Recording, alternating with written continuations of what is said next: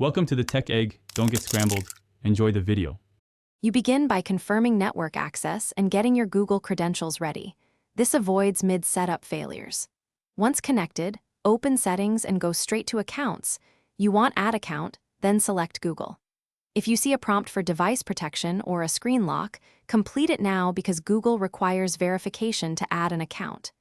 Make sure you have your two-factor authentication device nearby. Otherwise, you'll pause during verification. Proceed when the sign-in screen appears. You'll enter your email and then the password. Pause to check autofill suggestions if they match your account. Once authenticated, respond to any two-factor prompts immediately, approve on your phone, or input a backup code to avoid being locked out. Next, review the permission screens.